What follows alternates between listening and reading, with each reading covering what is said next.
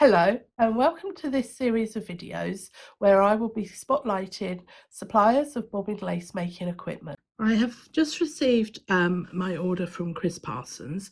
So first of all, I've got my lace bobbins here, which have been made to commemorate the birth of my grandchildren again. So this is the third set that I've got.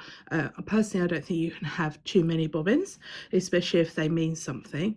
So these ones are got little teddy bears and they're really cute. So that one's Kai's.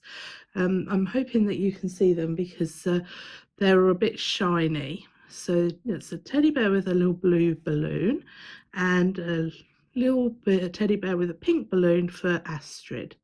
So they're my lace bobbins and I'm really pleased with those.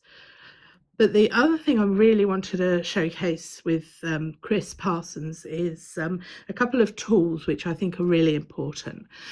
So this is the first one that I want to show you. This is acrylic, I believe, and it comes in various different colours, but I actually, I'm borrowing this from one of my students because she's just ordered it. So this is a pin lifter and pusher downer, and there are various different pin lifters and pushers downers on the market, but I particularly like this one. The one that I really hate is the one that has two prongs and looks like oh, I suppose you would say like a snake's tongue. It's personally, I've binned all of mine, so I'm afraid I can't show you a sample of it. It's I find it's quite vicious when you're trying to lift your pins up, so I don't advise using one of those at all. But this one here, so this is the end, in theory you can push down with, so it's got a dipped bit and you just literally can push your pins down, which is really nice. I personally use that end to lift the pins up as well, because if you turn it on its side, it will then quite happily lift your pins up. So that's quite a neat way of doing it. The other thing that Chris has put on the end is this little loop of metal, which you can also use to lift your pins. So you just slide your pin head under the or the piece of metal under your pin head, and you can pull it up. Now this isn't going to damage your lace at all. There's nothing vicious about it, unlike the two-pronged version. It's just a gentle way. There's nothing sharp to catch and pull on any of your threads and distort your lace. So personally, I think this is a really lovely piece of equipment to have. So that's the pin lifter and pusher downer, and I'll pop the link in the description. The other thing that I've found is this pricker. Now, I didn't realise, it wasn't until I read the blurb, but this pricker has a little hidden compartment, which I really like. So you pull out this stopper at the end and you can hide all your needles that you would use for your pricker. So it's a brilliant idea, brilliant. You don't have to travel with your pricker needle in your pricker, because you can hide it in this handy little compartment at the back, and then you can just whip it out, put it in, do your pricking and put it away, and it's safe.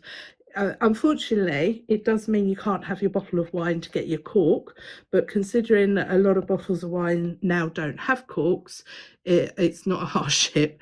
So so this is what Chris calls a pin pricker. Now, the other thing that I really like it for, now this is my Lazy Susan, and it's got the screw bit here, and so there's no reason why you couldn't actually take a needle.